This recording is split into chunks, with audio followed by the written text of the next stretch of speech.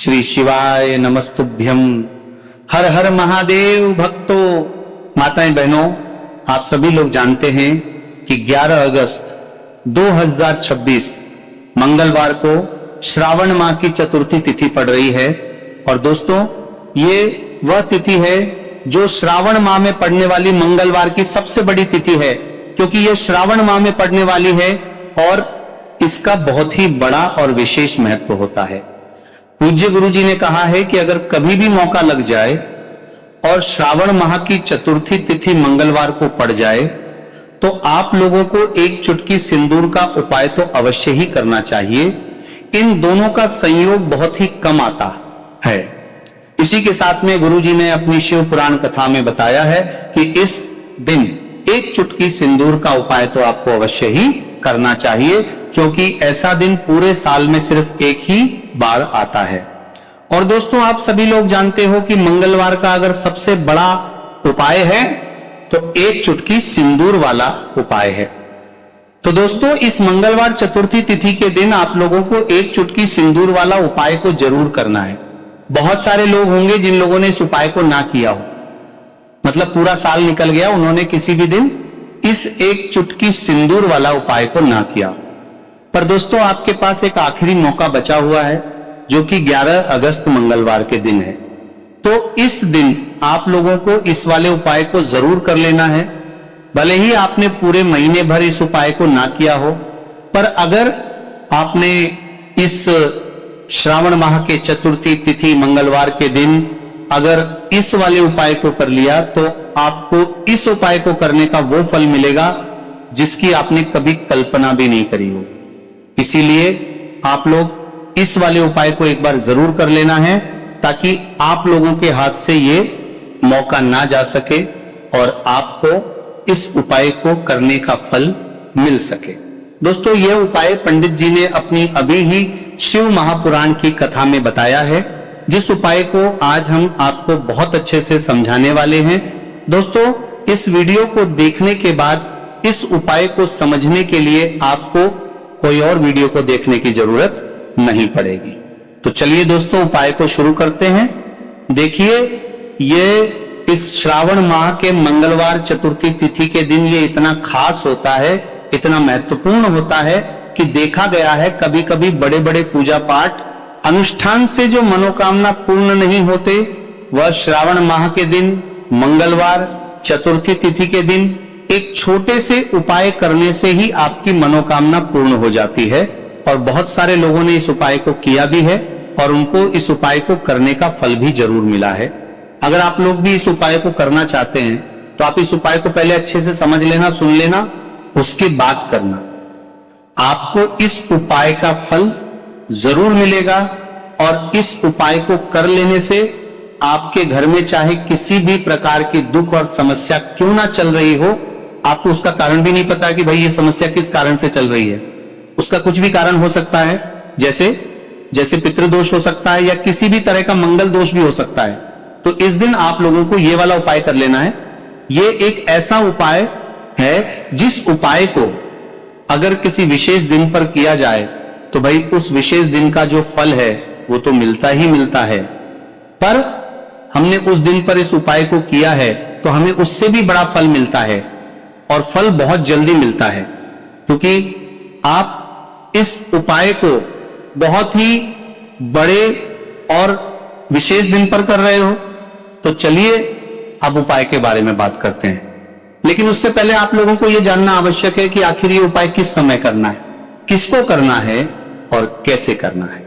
तो चलिए हम आगे आपको वीडियो में एक एक करके बता देते हैं। उससे पहले अगर आप लोग हमारे चैनल अचूक उपाय मार्ग पर पहली बार आए हैं तो हमारे चैनल को सब्सक्राइब करना ना भूलें।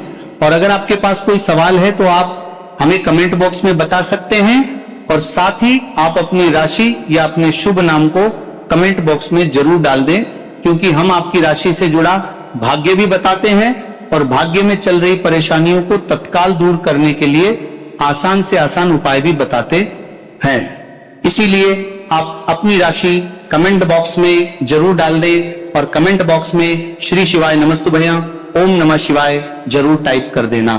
तो दोस्तों, इस एक चुटकी सिंदूर वाला उपाय को हमें इस मंगलवार चतुर्थी तिथि के दिन कैसे करना है, किसको करना है, किस समय करना है और कहां पे करना है, ये सारे सवालों के जवाब आपको इस वीडियो में मिल जाएंगे। और जो ये वीडियो देखेगा भाई, उसको एक चुटकी सिंदूर वाला उपाय जरूर करना चाहिए, क्योंकि इस दिन पर एक चुटकी सिंदूर का बहुत ही बड़ा और विशेष महत्व होता है। और जब बात आ जाए एक चुटकी सिंदूर की, तो ये सोने पर सुहागा वाली बात हो जाती है और ये एक बहुत ही बड़ा उपाय हो जाता है इस मंगलवार चतुर्थी तिथि का। तो अब दोस्तों, इस एक चुटकी सिंदूर वाला उपाय को आखिर करना किसको है, सबसे पहले हम लोग वो बात जान लेते हैं। तो देखो, घर की जो बड़ी बड़ी माताएं बहनें होती हैं, उन माताओं बहनों में से कोई भी एक बड़ी माता बहन इस वाले उपाय को कर सकती है। और दोस्तों, अगर आप चाहे तो अपने घर में से सभी सदस्यों को भी इस उपाय को करवा सकते हैं। अगर किसी व्यक्ति की खुद की कोई मनोकामना है, खुद की कोई दुख और परेशानी है जो कि वो अपने लिए करना चाहता है इस वाले उपाय को, तो वो खुद अपने लिए भी कर सकता है। बाकी अगर कोई घर में से ऐसा है जो कि अपने पूरे घर परिवार की सुख और शांति के लिए ये वाला उपाय करना चाहता है, तो भाई वो भी कर सकता है, उसमें भी कोई दिक्कत वाली बात नहीं है। कहने का मतलब ये है कि इस उपाय को हर सदस्य भी कर सकता है और पूरे घर परिवार के सदस्य के लिए घर की बड़ी माताओं बहनों में से कोई एक माता बहन भी कर सकती है। माताएं बहनें अगर घर में उपस्थित ना हो या ये वाला उपाय ना कर पा रही हो, तो फिर घर का कोई बड़ा सदस्य भी इस एक चुटकी सिंदूर वाला उपाय को कर सकता है, चाहे फिर वो पुरुष ही क्यों ना हो, उसमें कोई भी दिक्कत वाली बात नहीं है। अब दोस्तों, जो अगला प्रश्न निकल कर आता है वो ये आता है इसको लेकर कि आखिर इस उपाय को हमें किस समय करना है, सुबह के समय करना है कि शाम के समय करना है। तो देखो, इस वाले उपाय को आप लोग सुबह के समय भी कर सकते हो और शाम के समय प्रदोष काल में भी कर सकते हो। अब अगर आप पूछो कि भाई सबसे उत्तम समय कौन सा रहेगा इस एक चुटकी सिंदूर वाला उपाय को करने का, तो हम आपसे बस यही कहेंगे कि इस उपाय को आप सुबह के समय करेंगे तो ज्यादा बेहतर होगा। बाकी अगर प्रदोष काल के समय भी करेंगे तो भी अच्छा होगा, उसमें कोई भी दिक्कत वाली बात नहीं है। तो अब दोस्तों, जो अगली सबसे बड़ी और महत्वपूर्ण बात आती है वो ये आती है कि सुबह अगर हम उपाय को करेंगे तो हमें कितने बजे से लेकर कितने बजे तक के बीच में करना है, और शाम के समय प्रदोष काल में करेंगे तो हमें कितने बजे से लेकर कितने बजे तक के बीच में करना है। तो देखो, सुबह जितनी जल्दी हो सके आप उपाय को करने की कोशिश करना। बाकी अगर कारणवश लेट भी हो जाओ, थोड़ी देर भी हो जाए, तो 10 या 11:00 बजे तक भी आप उपाय कर लेना, पर 12:00 बजे से ज्यादा देरी ना हो। ठीक है, इस बात का ध्यान रखना। उसके बाद में दोस्तों, अगर शाम के समय प्रदोष काल की बात करें, प्रदोष काल का जो समय होता है वह शाम के 6:00 बजे से शुरू हो जाता है। मतलब शाम के 6:00 बजे से लेकर शाम के 6:00 बजे से रात के 8:00 बजे के बीच का जो समय होता है, यह समय प्रदोष काल का समय होता है। तो इस उपाय को 7 या 8:00 बजे के बीच में भी कर सकते हो।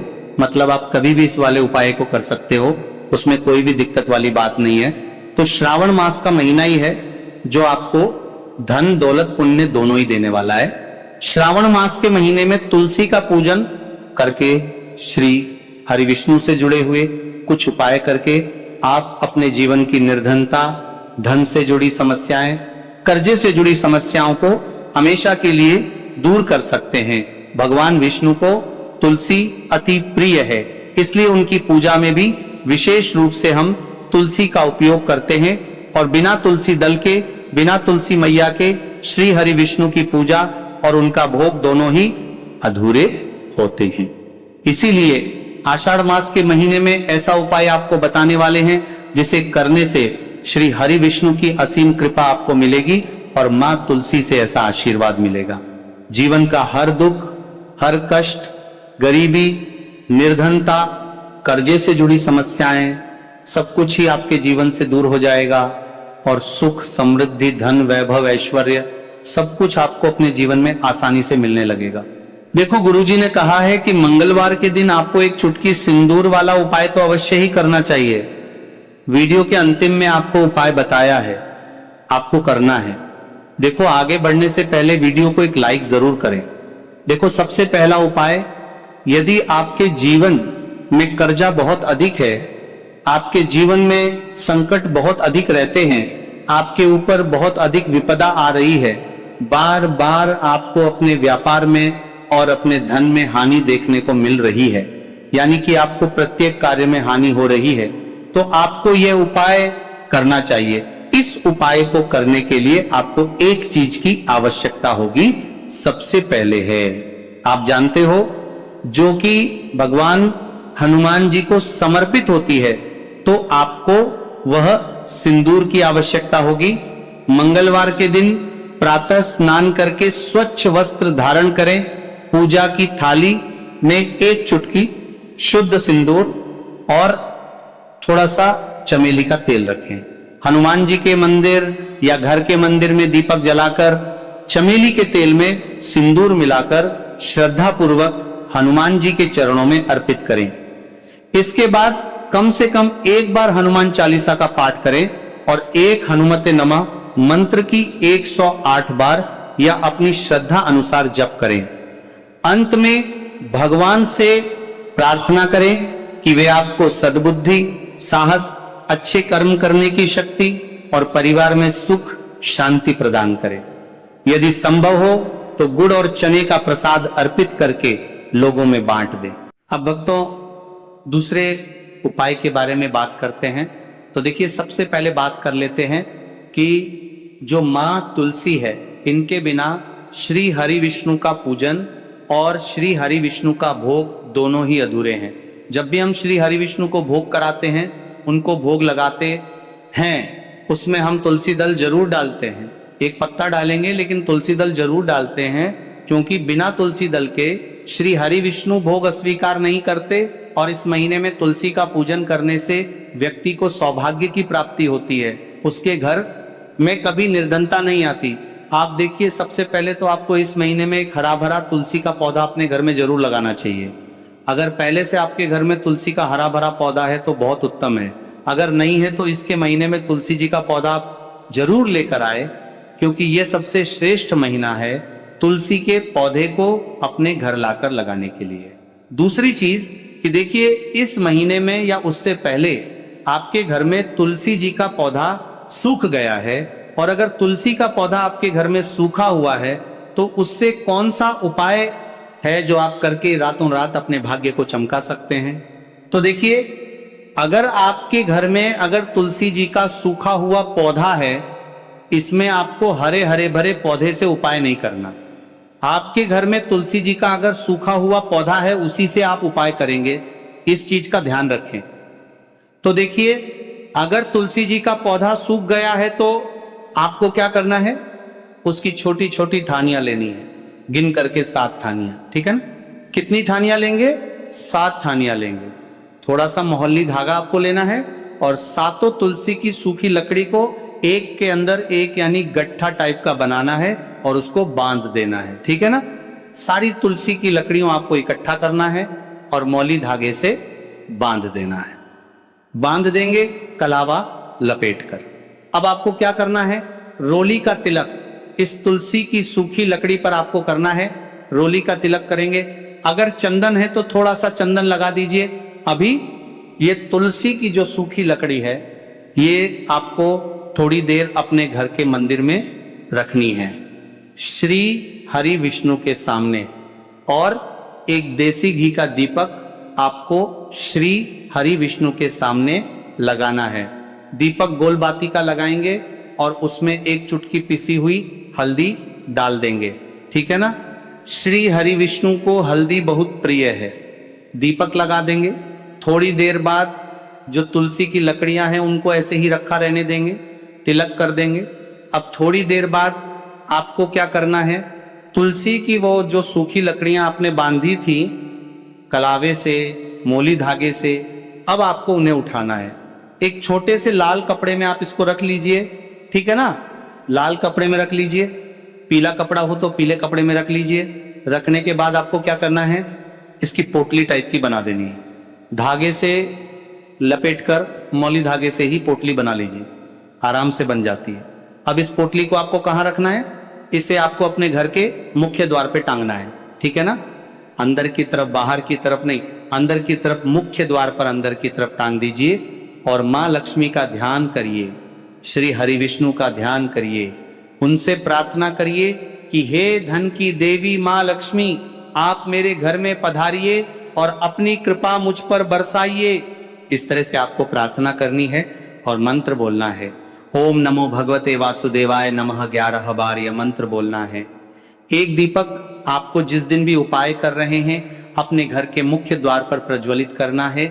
चौमुखी दीपक यानी 4 बाती का दीपक लगाएंगे और थोड़ी सी हल्दी उस दीपक में भी डाल देंगे। मुख्य द्वार पर दीपक बाहर की तरफ लगाना है सीधे हाथ पर, ठीक है ना?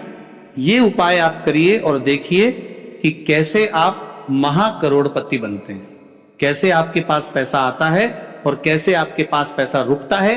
तो ये वही उपाय है जो रातों रात आपके भाग्य को चमकाएगा और आपको महाधनी बनाएगा। छोटा सा उपाय आपको महाकरोड़पति बनाएगा अगर सच्ची श्रद्धा से आपने इस उपाय को कर लिया। साथ ही साथ इस महीने में अगर कोई जूते का दान कर देता है, जूते चप्पलों का कोई दान कर दे इस माह में, तो समझ लीजिए उसे हर वह वस्तु मिलती है जिसकी वह कल्पना करता है, जिसकी वह चाहता है। आपने अगर कुछ ऐसा सोचा है कि हाँ मुझे ये वस्तु या मुझे ये चीज मिल जाए, मेरी इच्छा पूरी हो जाए, आपकी कोई भी इच्छा अधूरी है, पूरी नहीं हो रही, तो इस माह में आप एक व्यक्ति को दान करें, जूते या चप्पल। फिर देखिए कि आपका भाग्य कैसे आपका साथ देता है और कैसे आप अपने जीवन में आगे बढ़ते चले जाते हैं। तो बहुत अच्छे से उपाय आपको बताया है। अब हम बात करते हैं दूसरे विशेष उपाय की, कि देखिए ये उपाय भी आपको तुलसी जी के पौधे के वहां पर करना है।